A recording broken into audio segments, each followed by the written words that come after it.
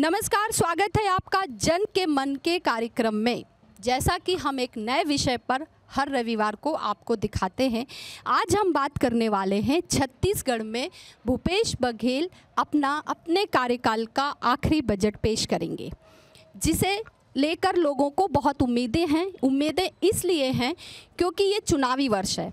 चुनावी वर्ष में हर किसी को उम्मीद है कि उसके लिए बजट में कुछ खास आएगा।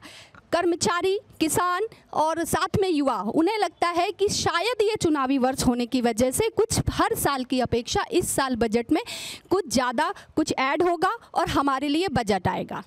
नमस्कार, मैं हूं आपके साथ मोहम्मद हसन। तो अब आखिरी बजट है और आखिरी बजट में सभी लोगों को उम्मीदें हैं, चाहे जो लोग प्रदर्शन कर रहे हों, छात्र हों या आम लोग हों, सभी इस बार उम्मीद लगाए बैठे हैं कि इस बार के बजट में उनके लिए भी कुछ खास तोहफा भूपेश बघेल की ओर से आएगा। बहरहाल ये तो देखना ही होगा कि बजट में क्या तोहफा जो है लोगों को मिलता है। फिलहाल आज हम इसी विषय पर चर्चा करेंगे। जन के मन में हमारे साथ कांग्रेस, भाजपा, आम आदमी पार्टी और इसके अलावा स्टूडेंट भी जो है वो यहाँ पर मौजूद है और उनसे जानेंगे कि उनकी क्या उम्मीदें हैं इस बार के बजट से।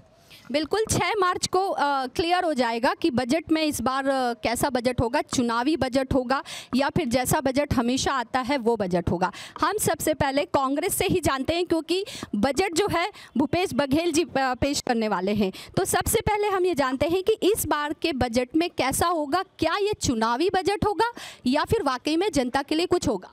देखिए, ये बजट जनता का ही बजट होगा। पिछले 4 सालों से हमारी सरकार बजट पेश की है, वैसे इस साल भी हमारी सरकार गरीबों पे, शिक्षा पे और जो अन्य वर्ग हैं, जितने मजदूर हैं, किसान हैं, इन सब के अनुरूप ही बजट पेश करेगी।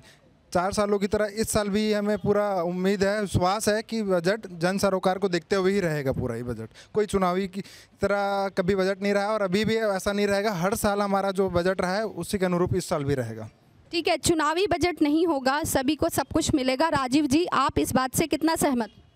देखिए, पिछले 4 वर्ष में जो सरकार जन सरोकार की बात करती थी, 36 वादों की बात करती थी, वो सरकार, कांग्रेस सरकार छत्तीसगढ़ में फेल हो चुकी है। चाहे मध्यम वर्ग की बात करें, सड़कों की बात करें, शराबबंदी की बात करें, अनियमित कर्मचारियों की बात करें और आंगनबाड़ी कर्मचारियों की बात करें, जो इनके वादे थे कि हम नियमितीकरण करेंगे। और जबकि भारतीय जनता पार्टी शासन 2018 में शिक्षकों का संविलियन करी, अभी ये सरकार पता नहीं क्यों अभी तक ना अनियमित कर्मचारियों को नियमित कर पाई, ना सड़कों का उन्नयन कर पाई, ना शराबबंदी कर पाई, ना कानून व्यवस्था ठीक कर पाई। तो हम तो पूरी तरह से जानते हैं कि ये जैसे 4 वर्ष गया तो अभी भी ये इस वर्ष में इस बजट में कोई हमको संभावना नहीं दिखती है। ये सरकार पूरी तरह से फेल है। ठीक है, बजट में संभावना नहीं दिखती है। सत्यप्रकाश, देखिए, बीजेपी के हैं राजीव चक्रवर्ती जी, बहुत बढ़िया बोलते हैं, उस पर कोई दो राय नहीं है। संभावना ये, भले ही ये सोच रहे होंगे, संभावना ये नहीं दिखती कि इनकी सरकार आएगी। थोड़ा फ्रस्ट्रेशन में दिख रहा है। मैं तो बोलता हूँ फ्रस्ट्रेशन थोड़ा अभी रोक के रखें, 2018 नवंबर दिसंबर में निकालेंगे तो ज़्यादा बेटर रहेगा। देखिए, और दूसरी बात इन्होंने बजट की बात की। देखिए, हमारी सरकार 4 साल का आप इतिहास देखिए, 4 साल का किसानों की बात की है, मजदूरों की बात की है, युवाओं की बात की है, बेरोजगारी दर आप आज देखिए कितना है। किसानों की बात कर लिए, जितना समर्थन मूल्य यहाँ मिल रहा है, बीजेपी शासित एक भी अगर प्रदेश यहाँ दिखा दे कि यहाँ इतना समर्थन मूल्य धान खरीदे तो बता दे। मजदूरों की बात हो गई, महिलाओं की बात होगी, महिलाओं में अपराध यहाँ कम हुए, एनसीआरबी का डाटा है, अमित शाह जी का डिपार्टमेंट। अपराध तो कम नहीं हुए हैं, अपराध के लिए अभी कल ही चाकूबाजी हुई है। एनसीआरबी का डाटा, आप डाटा पे बात कीजिए ना, डाटा पे बात कीजिए। अरे राजीव जी सुनिए, देखिए, एनसीआरबी जो डाटा है वो कहाँ से आता है? होम मिनिस्ट्री से आता है, अमित शाह का डिपार्टमेंट है, वो हम तो नहीं दिखाते ना, हमारी सरकार ने कहा लैकुना। देखिए मैडम, लैकुना क्या होता है, जब एफआईआर दर्ज की जाती है तो एनसीआरबी के डाटा में जाता है। यहाँ पुलिस ने ऐसी व्यवस्था कर रखी है कि कोई लहूलुहान व्यक्ति भी जाता है तो एफआईआर दर्ज नहीं किया जाता। हाँ, एफआईआर दर्ज। अच्छा, एक मिनट राजीव जी, आपने अच्छी बात बोली, नारायण चंदेल के बेटे के ऊपर रेप का आरोप लगा, उसकी एफआईआर दर्ज हुई कि नहीं? अगर एक इतने बड़े प्रतिष्ठित व्यक्ति के बेटे के ऊपर आरोप लगता है, उसकी एफआईआर अगर दर्ज हो सकती है, तो आप सोचिए आम आदमी की एफआईआर कैसे नहीं दर्ज होगी? आप ये देखिए हसन जी, यहाँ एनसीआरबी के डाटा में इसलिए झोल है, इतना करप्शन है क्योंकि गरीब आदमी की रिपोर्ट नहीं लिखी जाती, विपक्ष और पत्रकारों के खिलाफ क्राइम दर्ज किए जाते हैं, एफआईआर। नहीं भाई, आप जैसा डेटा देंगे वैसा डेटा दर्ज होगा। तो ये नहीं, बोलने का मौका आपके डेटा में बहुत झोल है और छत्तीसगढ़ का हर व्यक्ति, हर महिलाएं, बच्चे सुरक्षित है।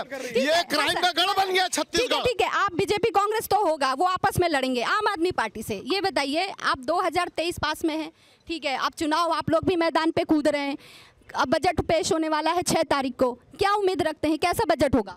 मैम ये बजट तो सिर्फ इलेक्शन को देख के ही होगा। पिछले बजट में भी देखेंगे तो गिने चुने काम इन्होंने पूरे किए होंगे। सिर्फ एक किसानों को इन्होंने धान का जो ये कह रहे हैं मूल्य दिया है, बस एक वही एक इनका होगा, बाकी तो कुछ भी नहीं है। शराबबंदी की बात ये हमारे दोनों भाई करते हैं छत्तीसगढ़ में, 15 साल तो इनकी भी सरकार थी, वो तो इनके पास भी था कि हम शराब बंद करेंगे, वो भी बोले हम शराब बंद करेंगे। गंगा जल हाथ में लेके कसम खाते हैं और फिर अब नया मुद्दा, फिर एक टीम। आप आएंगे, आप आएंगे। गलत बात, गंगा जल हाथ में लेके शराबबंदी की बात नहीं की थी, वो सिर्फ वो कर्ज माफी की बात की थी। गंगा जल आप अलग अलग, ये देखिए, ये जनता की आंखों में धूल झोंक रहे हैं। गंगा जल की कसम खाए थे 36 बिंदु के लिए। ठीक है, आप लोग लड़िए मत, 1 मिनट। अब हम बजट की बात कर रहे हैं, हम बजट की बात कर रहे हैं, तो बजट पे रहते हैं, कर्मचारी लगातार प्रदर्शन कर रहे हैं, अभी तक उनकी मांगे पूरी नहीं हुई हैं, तो क्या ये चुनावी बजट में आखिरी जब चुनाव आएंगे तब आप लोग घोषणा करेंगे किसी भी तरीके की? ये सब इस सवाल का जवाब दीजिएगा, फिर हम कर्मचारी संघ से जवाब। देखिए, कुछ तो अड़चने हैं जो कानूनी तौर पे हैं। जैसे हमारी सरकार बार बार बोल रही है कि हम कानूनी सलाह ले रहे हैं, कई समितियां भी बनी हुई हैं, तो सलाह के तौर पे हो जाएगी वैसे। और सबसे बड़ी बात, हमारे मुख्यमंत्री जी ने बोला है अगर वो संविधान के तहत या छत्तीसगढ़ सरकार के तहत अगर हो पाएगा तो करेगी। और सबसे बड़ी बात, 6 तारीख को बजट है, 6 तारीख को बजट है। बजट के बाद आपको दिख जाएगा कि जितने भी आंदोलन कर रहे हैं उनके चेहरे पे। देखिए, ये सरकार जब भी वादा करने की बात होती है संविधान का अड़चन लगा देती है। और कमेटी, ठीक है हसन, सवाल ये कर्मचारी तो जान लेते हैं कि उनकी क्या ठीक है, आप लोग लड़िए नहीं, पहले सवाल कर्मचारियों का। राजीव जी, आपको भरपूर मौका दूंगी, एक बार पहले कर्मचारियों की। हम लोग जो है छत्तीसगढ़ के 5,46,000 ST SC OBC general caste के छत्तीसगढ़िया कर्मचारी लोग हैं, जिसमें हम लोग 7 प्रकार के कर्मचारी होते हैं: श्रम आयुक्त दर, कलेक्टर दर, संविदा, दैनिक वेतनभोगी, जॉब दर, मानदेय, प्लेसमेंट, आउटसोर्सिंग, ठेका। तो इस प्रकार से हम सबों को बहुत उम्मीद है। 4 साल 4 बजट में सबको कुछ ना कुछ मिला। बजट की समस्या, दूसरा संवैधानिक बाधा, तीसरा कानूनी बाधा, और चौथा बोला जाता है कि संख्या बल। तो संख्या का बल का ये है कि 2018 में अगर 2 लाख लोगों का सम्मिलन हो सकता है तो संख्या बल मायने नहीं रखता, 3 चरण में हम 5,40,000 का हो सकता है। दूसरा संवैधानिक बाधा और कानूनी बाधा, यानी उमा देवी प्रकरण, और संवैधानिक बाधा मतलब शिक्षित बेरोजगारों के रोजगार के अधिकार का बाधा। तो जो दूसरे राज्यों में, फिर मैं कहता हूँ उड़ीसा, राजस्थान में संविदा वालों के लिए, मध्य प्रदेश में श्रमिक दर, कलेक्टर दर के लिए, आपका दिल्ली, पंजाब, हिमाचल प्रदेश और उड़ीसा में आउटसोर्सिंग, प्लेसमेंट, ठेका वालों के लिए जो उन राज्यों ने पॉलिसी बनाई है वहाँ के उम्मीद करने की होगी। नहीं, वही मैं बोलना चाह रहा हूँ, वहाँ जो महाधिवक्ता ने उनको सलाह दिया उन राज्यों के, वो भी इसी देश के हिस्से हैं, संविधान के अनुसार बनाए हैं, उसी पॉलिसी को सरकार लागू करे। और मात्र 4200 करोड़ रुपए का खर्चा 5,46,000 कर्मचारियों को जो अलग अलग मांगे हैं, नियमितीकरण सभी नहीं चाहते हैं, 4,20,000 को नियमितीकरण नहीं चाहिए, शेष को नियमितीकरण का वादा है घोषणा पत्र में, तो उसी को अगर सरकार पूरा करती तो हमारा वादा पूरा हो जाएगा। और मैं कांग्रेस के प्रवक्ताओं से पूछना चाहता हूं, 4,143 करोड़ का अनुपूरक बजट कल सदन में आया है, क्या मैं यह समझूं कि जो 4,200 करोड़ हमारे पर व्यय होना है, अधिकतम ही मैं बोल रहा हूं राउंड फिगर में, तो क्या वह हम कर्मचारियों की खुशियों वाला ही बजट है? ठीक है, आपके सवाल का जवाब देंगे कांग्रेस के हमारे साथ प्रवक्ता हैं। जितने भी आपने सुने सारे सवाल, अब आप बताइए कि क्या कुछ इनके लिए निकल के आ सकता? देखिए, मैं बोल रहा हूँ बार बार, अभी देखिए बजट आने वाला है, बजट आएगा उसमें सब दिख जाएगा। और हमारे मुख्यमंत्री जी ने बोला है, जो उन्होंने वादा किया, देखिए इतिहास 4 साल में जो वादा किया, किसानों के साथ हो या नौकरी की बात हो, OPS की बात हो, जो वादे उन्होंने पूरी किए। तो अगर उन्होंने वादा किया नियमित करने, देखिए इनको शायद मालूम होगा, इन्होंने ज्ञापन दिया था, तो मुख्यमंत्री जी ने बोला था कि मैं करूंगा। अगर एक प्रदेश का मुख्यमंत्री बोल रहा है, अगर वो आश्वासन दे रहे हैं, तो ये संवेदनशील मुख्यमंत्री अगर ये बोल रहा है तो इसका मतलब क्या है, वो करेंगे। बस बजट आने दीजिए, उसके बाद दिखेगा। भैया बजट आने दीजिए, वो ऐसा कह रहे हैं राजीव जी। मुझे आम आदमी पार्टी, देखिए इनका नियोजन, जो वित्तीय नियोजन होता, फाइनेंशियल मैनेजमेंट, वो फेल है। ये जितने सेक्टर है, चाहे सड़कों की बात हो, चिकित्सा की बात हो, चिकित्सा, अब बताइए ना, चिकित्सा में मेडिकल कॉलेज, हॉस्पिटल में पैरासीटामोल की गोलियां नहीं, स्विचर्स नहीं है, इतनी बुरी स्थिति है। अब देखिए, अभी हमारे साथी ने एक सवाल उठाया कि कर्मचारी साथी ने ये तीसरा अनुपूरक बजट लगभग 4,100 करोड़ रुपए का जो सबमिट किया है। मैं ये जानकारी देना चाहूँगा कि ये जो सप्लीमेंट्री बजट आता है, ये जो बजट को फ्रेम करते हैं, जब मेन बजट आता है, पिछले साल जो बजट आया था 6,000 करोड़ का बजट आया था। ये जो है जिस तरीके से मैनिपुलेशन होता है, गलत तरीके से खर्चे होते हैं, कुछ पेंडेंसी होती है, उसको मैनेज करने के लिए ये लाया जाता है। आपको ध्यान होगा कि इस चीज़ पे सुप्रीम कोर्ट ने भी एक बार टिप्पणी की थी कि इस मार्च के एंड में हजारों करोड़ रुपए का बजट क्यों लाया जाता है। क्या आपका फाइनेंशियल मैनेजमेंट इस बात पे उसको तो गौर नहीं करता है कि जो आपके पास रिसीट और जो एक्सपेंडिचर है वो उसको आप उसका एनालिसिस नहीं करते हैं। अनाप शनाप आपका जो भी फाइनेंशियल है वो मिसमैनेजमेंट का हिस्सा है। और इस समय लोगों को ओबलाइज करने के लिए फटाफट किसी भी तरीके से बिना स्क्रूटनी करे बिल पास करने के लिए, उसका पेमेंट करने के लिए, और ये सीधा सीधा भ्रष्टाचार को बढ़ाने के लिए ठीक है। इस तरीके के बजट। मैडम, मैं आपसे सवाल इस तरह का लूँगी क्योंकि आप एक वर्किंग वुमेन से पहले आप एक गृहिणी हैं।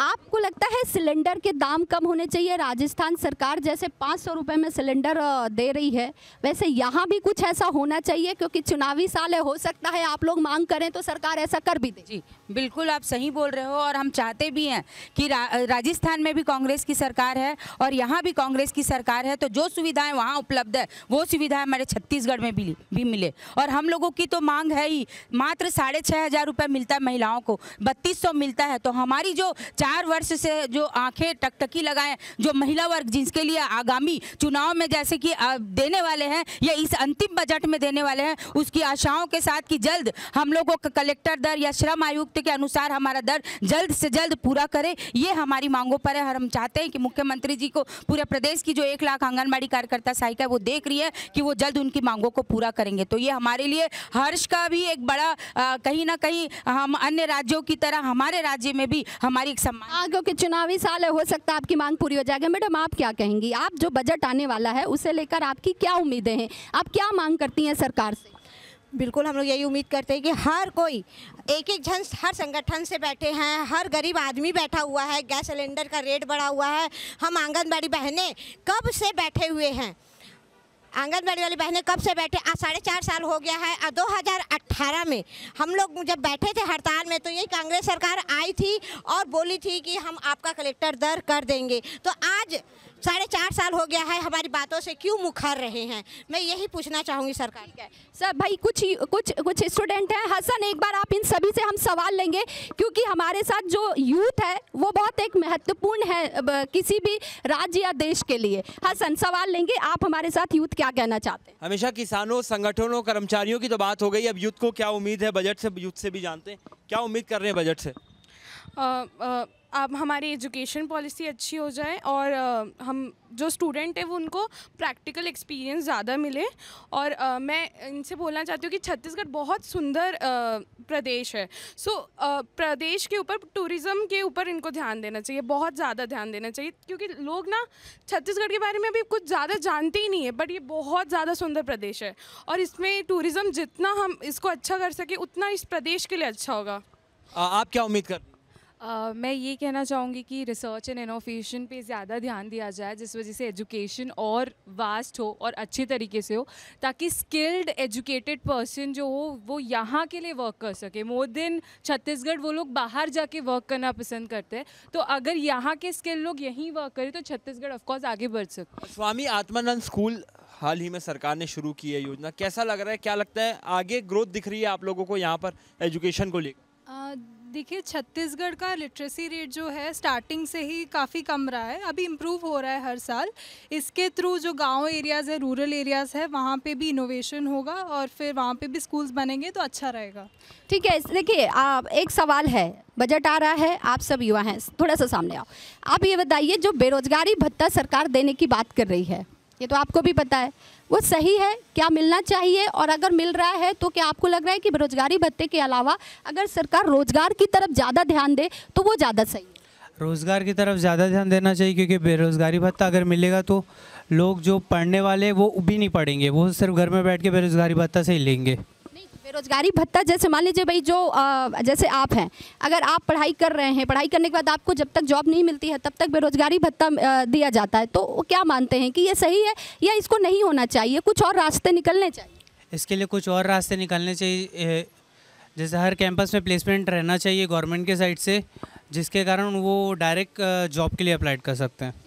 मेरे साथ एक युवा है और कुछ बोलना चाहती हैं। हाँ, आप क्या बोलना चाहती हैं? मैम, मेरा कहना है कि छत्तीसगढ़ जब कोई आता है, इतना सुंदर प्रदेश होने के बाद भी वो अनएक्सप्लोर्ड रह जाता है।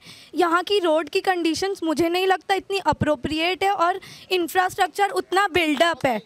हमारा स्टेट हाईवे किसी कॉलोनी की लाइन से भी बहुत ज़्यादा पतला है। हम एमिटी स्टूडेंट्स रोज़ उस स्टेट हाईवे से ट्रैवल करते हैं और उस हफ्ते में हर एक हफ्ते में 3 दिन तो ऐसे होते ही है जहाँ किसी पशु, गाय या जानवर मारे जाते हैं या इंसानों का भी बहुत बुरी तरीके से एक्सीडेंट हो जाता है। दूसरी चीज़, मैं रिजर्वेशन को लेके कहना चाहूँगी कि छत्तीसगढ़ एक ऑलरेडी ट्राइबल स्टेट है। यहाँ की मेजॉरिटी ट्राइबल थी और माइनॉरिटी जनरल।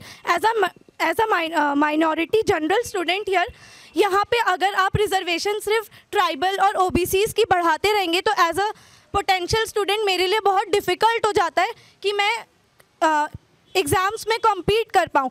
मैं गवर्नमेंट को यही बोलूँगी कि आप पहले स्टेट की मेजॉरिटी देखें। अगर आप मेजॉरिटी ट्राइबल्स की उसमें से आप ट्राइबल्स को ही अपॉइंटमेंट देंगे तो ये जनरल्स के लिए बहुत ज़्यादा डिफ़िकल्ट हो जाएगा।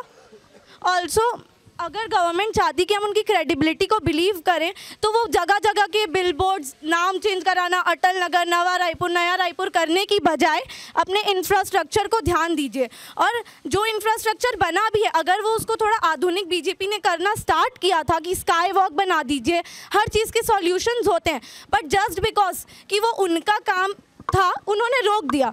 वो स्ट्रक्चर्स अगर बेनिफिट नहीं कर रहे तो भी नुकसान करे, क्योंकि कभी उनका कोई हिंज गिर जा रहा है, कभी उनका कोई पार्ट गिर जा रहा है, जो कि पेडेस्ट्रियंस और रोड वॉक वालों के लिए बहुत मुश्किल कर रहा है। तो या तो आप उसको पूरा कंप्लीट करा दो या तो आप उसको पूरा डिमोलिश करा दीजिए। देखिए कितनी अच्छी बात उसने बोली है। वो यूथ है, उसे बहुत सारी चिंताएं हैं। और सत्य प्रकाश जी, सबसे पहले तो आपके स्काई वॉक का मामला आया, फिर उसके बाद आ गया आपका आरक्षण वाला मामला, तो है ना, सड़क का मामला। ये बात तो आप भी मान रहे हैं ना, मतलब आपके जो साथी हैं बीजेपी वाले, वो जो आरोप लगा रहे हैं कहीं ना कहीं स्टूडेंट्स भी लगा रहे हैं, इसका मतलब वो सही है।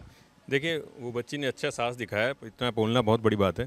देखिए, सबसे बड़ी बात जो इन्होंने बोली आरक्षण की, आरक्षण जैसे कि आप सबको मालूम है पिछले 3 महीने से अटका हुआ है, और किसकी वजह से अटका हुआ पूरे प्रदेश की जनता जानती है। ये सिर्फ और सिर्फ बीजेपी की जो कुनीति है, जो असंवैधानिक तरीके से प्रेशर बना रही है राज्यपाल महोदय के ऊपर, उसकी वजह से रुका हुआ है। हमारी सरकार ने विधानसभा में पास करवाया, विधानसभा में इनके विधायक लोगों ने समर्थन किया, विधानसभा में समर्थन करते हैं और बाहर आकर अनर्गल बातें करते हैं और इसको कहीं ना कहीं रोकने का काम करते हैं, राज्यपाल महोदय के ऊपर प्रेशर दिलाते हैं।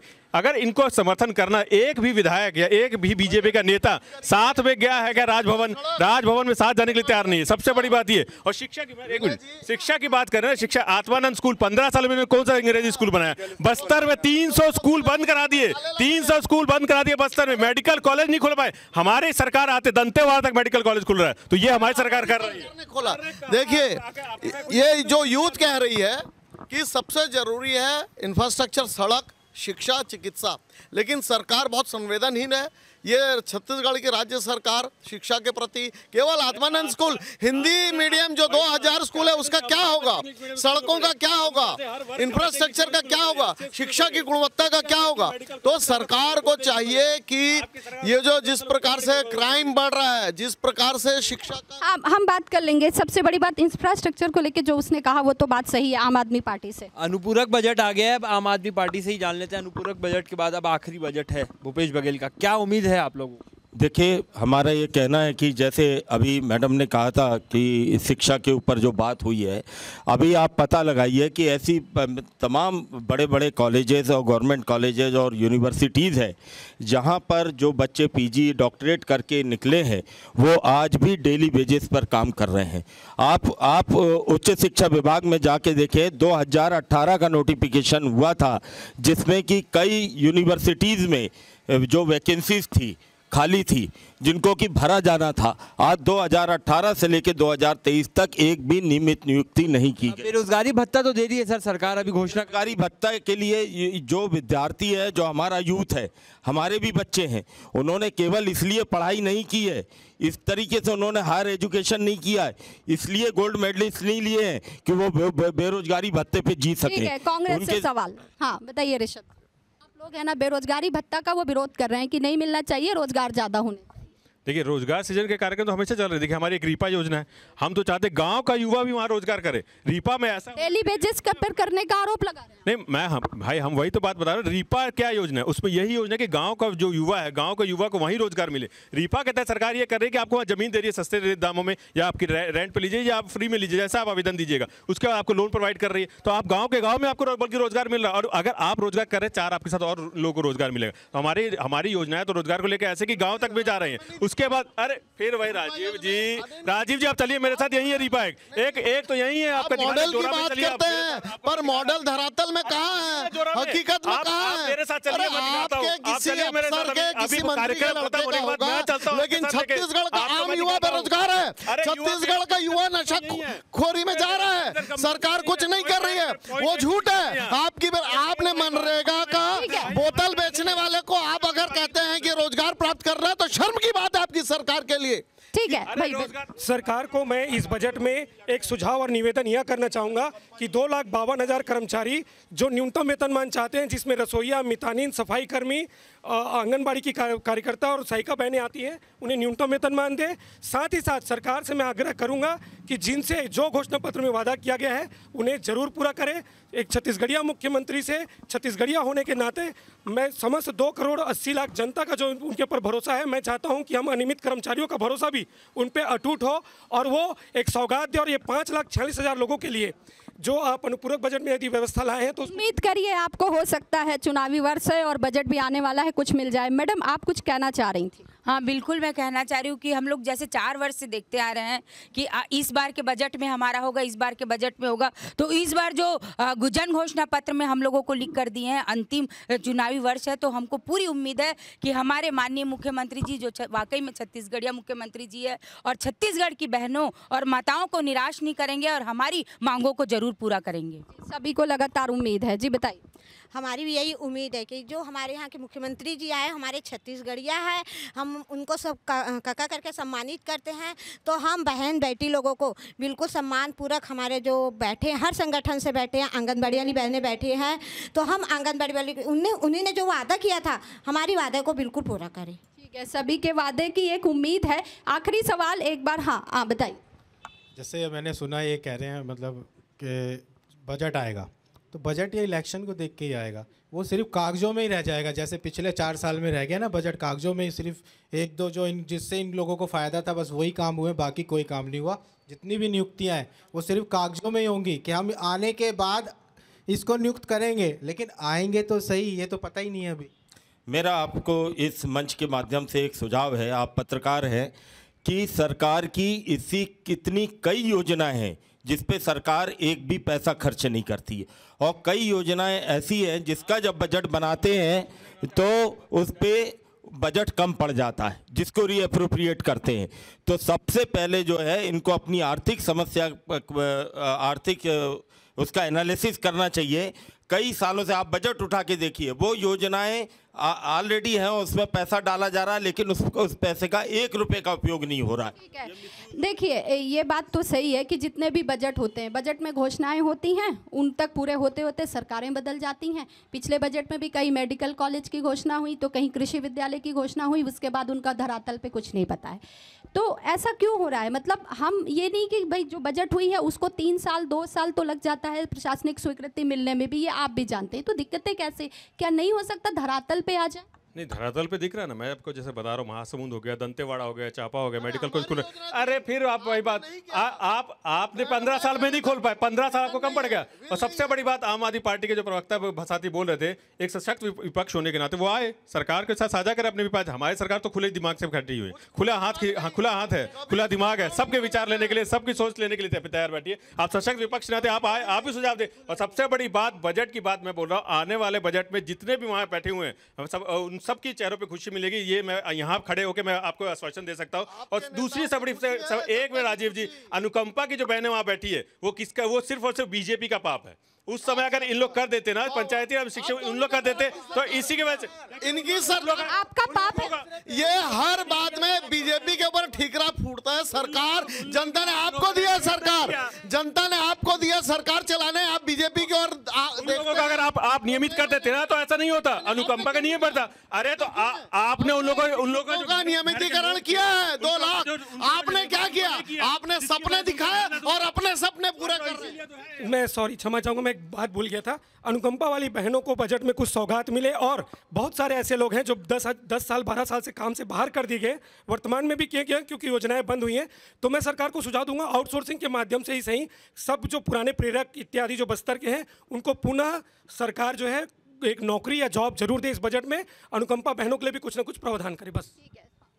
जैसे अब ये दोनों लड़ रहे थे, यही होना है 4 साल भैया। अब जो इलेक्शन के बाद भी यही होगा, एक दूसरे पे ये तानाकस्सी करेंगे और कुछ नहीं करेंगे। आपकी सरकार आएगी तो आप क्या करेंगे? हम करेंगे ना। आज जो ये केजरीवाल जी और भगवत मान जी आ रहे हैं तो आप क्या घोषणा करेंगे मन से? तो होगी ना वहाँ घोषणा, वो आएंगे, वो कर्मचारियों के बारे में बात करेंगे। बिल्कुल सब कुछ बात होगी, हर बात होगी। आप शराब की बात करते हो, कुछ नहीं। ठीक है, आप दिल्ली मॉडल की बात कर रहे हैं। 1 मिनट, आप दिल्ली मॉडल की बात कर रहे हैं। दिल्ली में क्या हो रहा है किसी से छिपा नहीं है।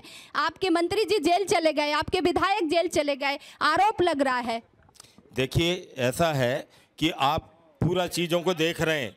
एक मिनट हमें बोलने दीजिए। आपने बोल लिया है, ये झूठे आरोप लगा के जब शिक्षा के क्षेत्र में, स्वास्थ्य के क्षेत्र में इतने अच्छे तरीके, देखिए ईमानदारी तो वहीं मालूम पड़ जाती है। 51,000 करोड़ रुपए का कर्जा लेके बैठे हुए, दिल्ली में 1 रुपए का कर्जा रिजर्व। सर घोटाला तो हुआ है ना? घोटाला नहीं हुआ, ये जांच है, जांच होने दीजिए। जांच होने के बाद आप सामने आ जाएगा। सब तो कर लिया आपने। देखिए सत्य परेशान कर सकते हो आप सत्य को, लेकिन सत्य हार नहीं सकता। ठीक है, लगातार जो हम बात कर रहे थे अभी बजट को लेके, एक आखिरी सवाल, बस ये आखिरी होगा। मैं ये बोल रहा हूँ, आम आदमी पार्टी जो बोल रही है कर्ज की बात, तो वहाँ कर्ज होगा कहाँ से? करप्शन कर करके ये बैकडोर से पूरा पैसा लेते हैं, तो वहाँ पे होगा। अरे इनका जेल में बैठे मंत्री जेल में है, 2 शराब माफिया बन गए मंत्री, तो वहाँ पे क्या होगा? वहाँ यही हाल होगा। तो ये इनका जो हालत है वो तो वही दिख रहा है दिल्ली में। ठीक है राजीव जी, आप एक मजबूत विपक्ष होने के नाते कर्जे की बात करें, अगर हमको जन सरोकार के लिए कर्जा लेना पड़ेगा तो हम और लेंगे। किसानों के हित के लिए लेना पड़ेगा और लेंगे, रोजगार के लिए लेना पड़ेगा और लेंगे, महिलाओं के लिए लेना पड़ेगा और लेंगे, मगर आप जैसे बैकडोर से करप्शन नहीं करेंगे। राजीव जी, आप क्या मांग करते हैं? एक चूंकि क्या है, देखिए ये सब जानते हैं चुनावी वर्ष है, तो देखिए बजट में शिक्षा, स्वास्थ्य के ऊपर काम हो और इंफ्रास्ट्रक्चर के ऊपर काम हो। पिछले 4 वर्षों से ठगा गया है, अनियमित कर्मचारियों को ठगा गया है, आंगनबाड़ी की माता बहनों को ठगा गया है, तो कम से कम उनका उन्नयन हो, ये हमारी अपेक्षा है। जैसे यहाँ कर्जे की बात चल रही है, तो 4,000 का कर्जा हमारे लिए भी लेकर हमारी मांगों को पूरा कर दे, हम ये चाहेंगे। तो ये थी बजट को लेके आम आदमी, बीजेपी, कांग्रेस और सभी की राय। तो ये थी बजट को लेके आम आदमी, बीजेपी, सभी की राय। कुछ यूथ भी थे हमारे साथ कि सबकी अपनी अपनी मांगे हैं। सरकार से बहुत उम्मीदें हैं क्योंकि चुनावी वर्ष है, तो सभी को ये लग रहा है कि बजट बहुत अच्छा आएगा और सभी के लिए रहेगा कुछ ना कुछ। तो ये तो कर्मचारियों का अपना कहना है। इसके अलावा पार्टी बीजेपी अपना तंज कसते जो है वो यहाँ पर नजर आ रही। बहरहाल देखना होगा, ये तो 6 तारीख को ही पता चलेगा कि इस बार बजट के लिए आखिर किसको क्या सौगात मिलती है। फिलहाल इस कार्यक्रम के लिए बस इतना ही। अब आप दीजिए हम दोनों को इजाज़त। नमस्कार।